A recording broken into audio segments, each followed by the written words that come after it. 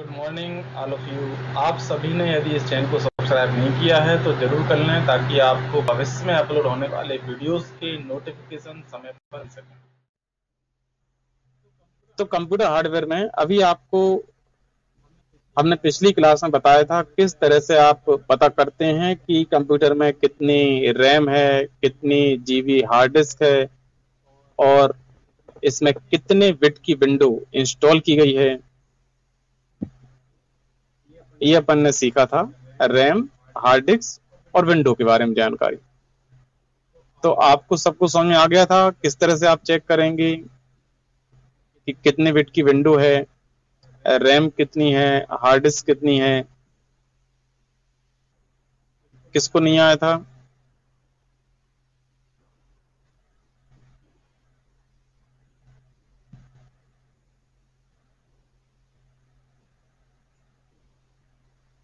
सबको आ गया था बच्चों?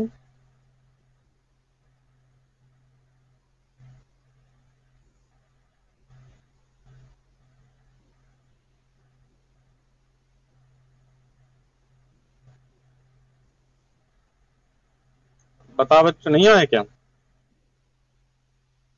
सर वो एक बार वीडियो देख लेंगे, अभी देख नहीं पाई थी।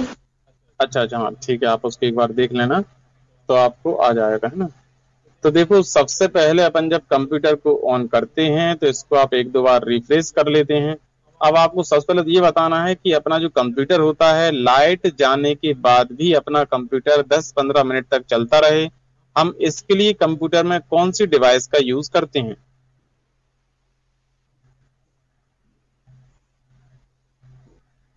बताओ बच्चों। अगर लाइट चलती है और उसके बाद भी कंप्यूटर 10-15 मिनट तक चलता रहे ताकि हम अपनी फाइलों को सेव कर कर कंप्यूटर को सही तरीके से टर्न ऑफ कर सकें, तो इसके लिए हमें कौन सी डिवाइस का यूज करना होता है कंप्यूटर में? यूपीएस। क्या? यूपीएस। हाँ, यूपीएस। यूपीएस सही जवाब है। तो यूपीएस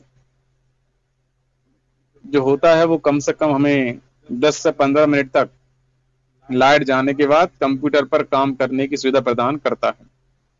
तो यूपीएस लगाकर आप यह काम कर सकते हैं। दूसरी बात यह है कि यूपीएस थोड़ा बहुत वोल्टेज को भी मैनेज करता रहता है। यदि कभी वोल्टेज थोड़ा बहुत कम होता है तो वो उसको भी मैनेज कर लेता है। अब आपको बताना है कि प्रोसेसर के ऊपर जो होता है उस फैन को आप क्या बोलते हैं? जो प्रोसेसर के ऊपर लगा होता है उसको आप क्या बोलते हैं?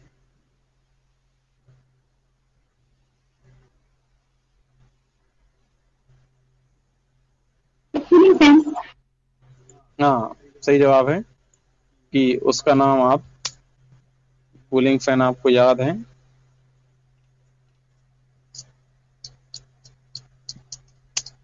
कुछ पार्ट्स हम आपको दिखाएंगे, आप इनको देखकर पहचानने का प्रयास करना।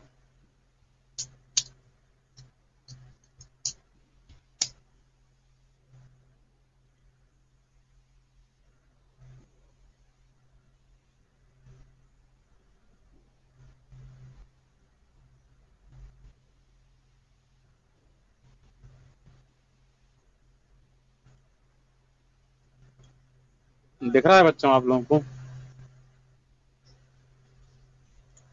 ये दिख रहा है आपको? ये वाला दिख रहा है? तो बच्चों, इसमें आप बताओ सबसे पहले कि ये जो यहाँ पर रखा हुआ है इसका नाम क्या है? सीपीयू। हाँ बिल्कुल सही, इसका नाम सीपीयू है। अब आपको बताना है इसका नाम क्या है।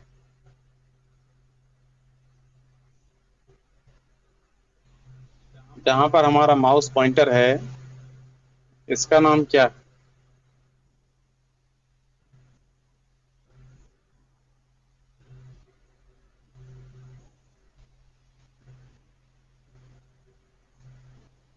बताओ बच्चों, ये आपको दिखाई दे रहा है क्या? सर क्लियर नहीं दिख रहा है। अच्छा, ठीक से नहीं दिख रहा। अच्छा अच्छा, चलो हम कुछ कहीं और देखते हैं जहां पर थोड़ा सा ठीक से दिख जाएगा आपको। फिर हम आपसे पूछेंगे।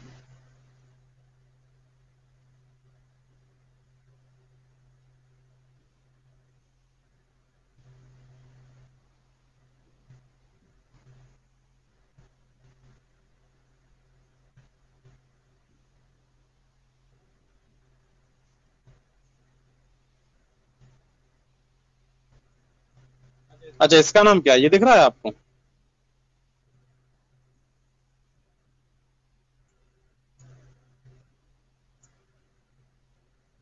ये दिख रहा है बच्चों आपको? Yes sir. इसका नाम क्या है?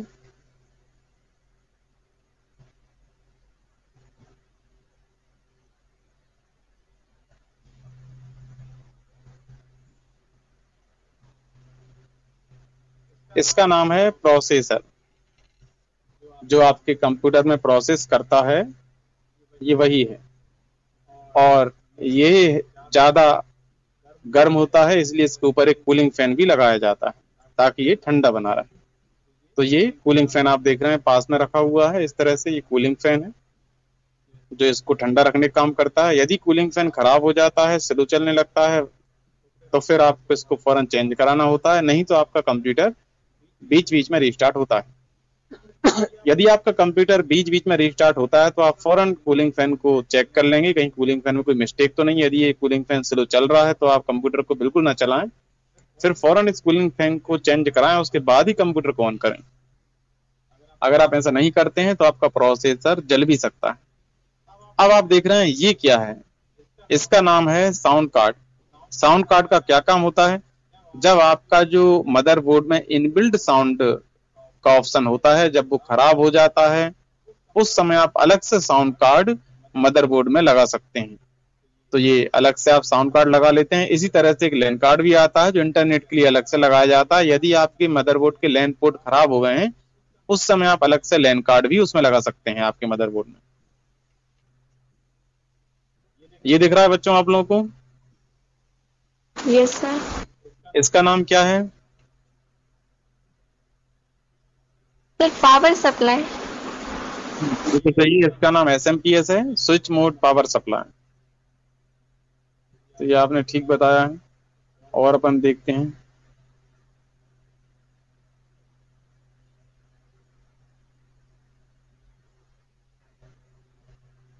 इसका नाम क्या है बच्चों?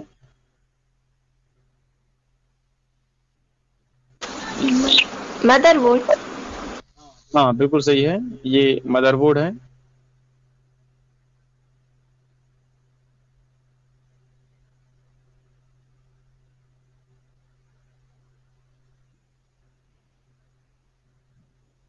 इसका नाम क्या है बच्चों?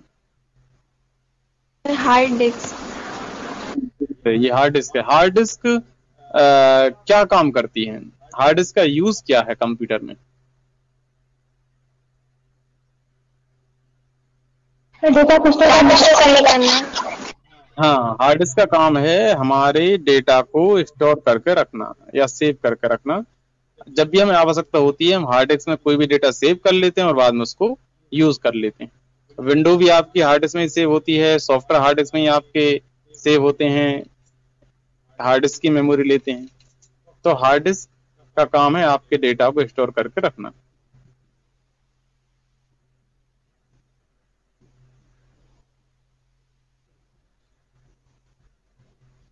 इसका नाम क्या है बच्चों?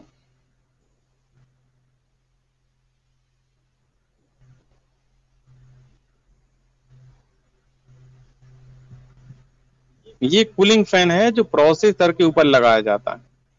इसको आप, इसकी पहचान आप ऐसे कर सकते हैं कि एक फैन लगा होता है, इसमें देखो इस तरह से ये कूल करने की व्यवस्था रहती है कि प्रोसेसर को ठीक से हवा मिल सके। तो ये कूलिंग फैन होता है जो प्रोसेसर को गर्म होने से रोकता है।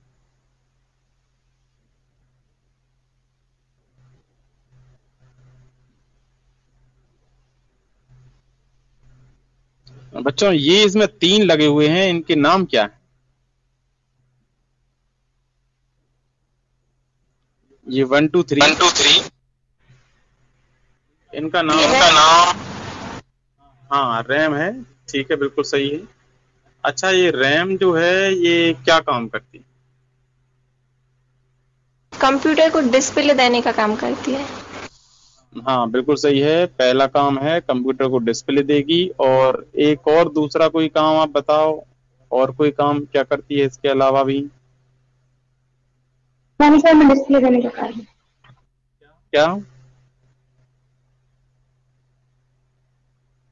क्या बच्ची? तो मॉनिटर में डिस्प्ले देने का काम करता है। हाँ हाँ, मॉनिटर में डिस्प्ले। अच्छा, और क्या? इसके अलावा कोई दूसरा काम बताओ। स्पीड प्रदान भी करती है। नहीं, ये आपको स्पीड में सहायक जरूर होती है, क्योंकि अगर आपकी रैम ज्यादा जीबी की है तो आप एक से ज्यादा प्रोग्राम्स ओपन कर सकते हैं। आप जितने ज्यादा प्रोग्राम्स एक साथ ओपन कर कर रखते हैं वो उतनी ही ज्यादा रैम की मेमोरी यूज करते हैं। यदि आपको एक साथ ज्यादा प्रोग्राम्स ओपन कर कर रखना है तो आपको रैम ज्यादा ही यूज करना पड़ेगी, अन्यथा आपका कंप्यूटर हैंग हो सकता है। तो रैम जितनी ज्यादा होगी उतना ही आपके कंप्यूटर की हैंग होने की संभावना कम होगी। लेकिन उसके साथ जरूरी है कि रैम आप जितनी ज्यादा रख रहे हैं उसी अकॉर्डिंग आपका ऑपरेटिंग सिस्टम होना चाहिए, मतलब विंडो भी आपकी होना चाहिए, आपका प्रोसेसर, मदरबोर्ड। अगर आप ओनली रैम ज्यादा बढ़वा लेते हैं लेकिन आपके कंप्यूटर का मदरबोर्ड और प्रोसेसर कम क्षमता वाले हैं तो रैम बढ़वाने से आपको विशेष कोई फायदा नहीं मिल पाएगा। आपको रैम बढ़वाने का फायदा उस समय मिल पाएगा जब आपका मदरबोर्ड और प्रोसेसर भी अच्छी क्षमता वाले हैं जो उस रैम को यूज कर सकते हैं। और आपका ऑपरेटिंग सिस्टम अर्थात विंडो भी अगर आपने 32 बिट की डाल ली है तो फिर आप 4 GB से ज्यादा की रैम, कितनी भी ज्यादा रैम आप लगा लेंगे तब भी वो यूज GB की रैम ही करेगा। अब 4 GB से ज्यादा की रैम वो यूज तब करेगा जब आप उसमें विंडो 64 बिट का इंस्टॉल कर लेंगे।